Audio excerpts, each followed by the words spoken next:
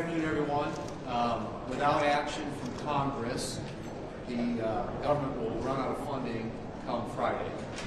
And I think we all know why we are here, and that is because despite last year, the Senate Appropriations Committee passing 11 of the 12 appropriation bills, 6 of them unanimously, all of those 11 with big bipartisan margins. Not a single one of them was put on the floor last year by Leader Schumer. And those bills were all available at the end of July. Those bills had all been passed through the Senate Appropriations Committee at the end of July of last year. And so here we are on the brink of a government shutdown, which will be entirely of the Democrats' making if it happens, because the House today will be voting on a continuing resolution to fund the government throughout the end of the year, and we'll send that over here to the Senate where we'll have an opportunity to act on it. A similar continuing resolution passed the end of last year in the Senate with 85 votes. This one should be no different, honestly. But as you all know, it takes 60 votes in the Senate to pass an appropriations bill, so we're going to need some Democrats to vote for it. The Democrats have used the filibuster 3 times this year already, despite arguing for its elimination as recently as a few months ago. But 3 times this year, they've already filibustered bills in front of the Senate. I think the American people are going to be interested to see whether the Democrats are going to filibuster, and by filibustering, shut down the federal government. It is on them if this happens. There is a funding vehicle available coming over from the House of Representatives to fund the government through the end of the fiscal year, September 30th, and we are prepared to take it up here in the Senate and make sure that on Friday the government stays open. But it will be up to the Democrats as to whether or not that happens. Between now and then, we're working on the Stop Fentanyl Act, which is legislation that came out of the Senate Judiciary Committee. It's something that deals with the fentanyl crisis that we have in this country, and Senator Bill Cassidy, the chairman of the Health, Education, Labor, and Pensions Committee, has had a lot to do with that issue and with that legislation. And I'm going to ask him to come up and speak to it, and then we'll try and answer any questions you all have. Senator Cassidy. Thank you. 74,000 fellow Americans died of fentanyl or fentanyl analog overdose last year. Everyone watching, everyone here knows of somebody who has died of a fentanyl overdose. And if you watch the Super Bowl, it would have been more than the crowd within the Superdome who have died this past year, but also every year from a fentanyl overdose. What this bill does, it makes permanent that a fentanyl analog exposes you to the same criminal penalties as if you're selling fentanyl. What's a fentanyl analog? Yeah, I'm a doctor, so I'm going to speak a little bit like a doctor. If you have the chemical structure of fentanyl, which is illegal to have, and you change it just a little bit, and with that change, technically it may no longer be considered fentanyl. But if you take it, you still die. It still has the same terrible effects upon our society as that which is technically fentanyl. What this bill does, the Halt Fentanyl Act, one of the things it does is it says either fentanyl or a fentanyl analog is illegal to possess. It also, so it strengthens the penalty. We've had this on the books temporarily. Now we make it permanent. One more tool for law enforcement to use to fight the scourge of fentanyl. It also allows for research. For those, fentanyl actually has a medical use.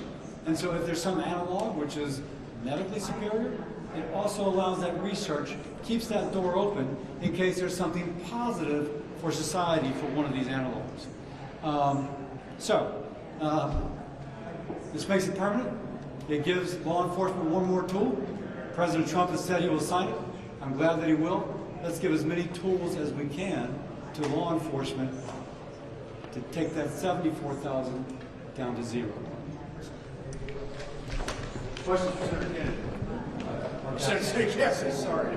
His colleague from Louisiana, my bad. Well, what am I going to say now? That dog don't hunt. Anyway. Yeah, votes will be there. We had Foreign Committee. We had 7 co-sponsors from the Democratic side. I've worked closely with Senator Heimer. This is bipartisan because, frankly, fentanyl is a bipartisan problem. And so if someone doesn't vote for this, you're thinking, wait a second, you're going to turn a blind eye for the fact that 74,000 people died last year and a similar number the year before and a similar number the year before. So I think the votes will be there. And it's passed the House. And so once it passes here, the President can sign it into law. Anyone else? Thank you. Quick question. You have said that tariffs are temporary, but the president is only ratcheting these up. Markets are now swinging. Would you encourage him to now back off of this trade war? Well, I think that what I've said before, I think as you know, is that the president, I believe, is trying to accomplish a specific objective here, and that is to halt the flow of fentanyl into this country. And the tariffs are a tool in order to make that happen. And I am supportive of using tariffs in a way to accomplish a specific objective, in this case, ending drug trafficking. But as I've said before, I hope these are temporary. I think the one thing that markets don't like is uncertainty, and there's obviously uncertainty, I think, around that tariff policy. You had criticism of the Democrats about how they essentially blocked us from at least one Republican senator all of his votes for this. Do you have the same criticism of the Republicans who might be opposed to this, and would you filibustering this bill? You talking about the CR? Well, I think as we've done our head count, I think we feel very comfortable that we will deliver a majority vote for this. The question is, can we get the 60-vote supermajority threshold that's necessary to pass it? And in order to do that, we need Democrats.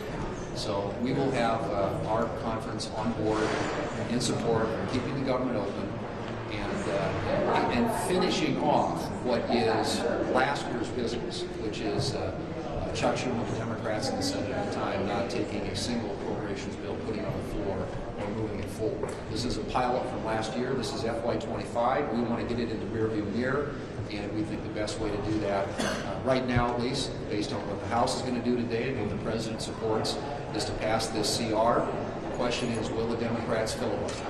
And we'll find out soon enough. Yeah, I was going to say on that point, Mr. Leader, have you gotten any indication that Democrats will join you? And if they don't, are you willing to consider this alternate CR that congressional leaders have put forward that would extend government funding rate? I think the problem you've got with what a temporary CR does, it just continues to punt the problem down the road. Pretty soon you run up against April 30th deadline in which a sequester would take place, which would be a terrible outcome, particularly for defense, and is a totally avoidable outcome if we will simply take action to do this today or this week. So my view is that the best way to fund the government and to deal with last year's business so we can move on to this year's business is to fund this, vote for this CR. And I'm hoping that we'll have the requisite number of Democrats in order to do that. And I think anything else they put out there is a smokescreen because at this point there's really one solution on the table. It keeps the government funded. It addresses the core issues I think a lot of Democrats care about in terms of programs that they want to have funded through the end of the year. And we think it represents the best solution at the moment. One more. Elon Musk said yesterday in Fox Business there's up to $500 billion to $700 billion in waste in some of the intelligence programs. It says there are 20 million dead people in the Social Security database. Would it make sense for Republicans to look at some of these programs for waste fraud and use, even if Social Security and Medicare, given what Musk is saying? I think we want to look at all programs that go for waste fraud and use. And I think what he was saying, my understanding is he was speaking specifically to the issue of waste fraud and use, not to the underlying programs.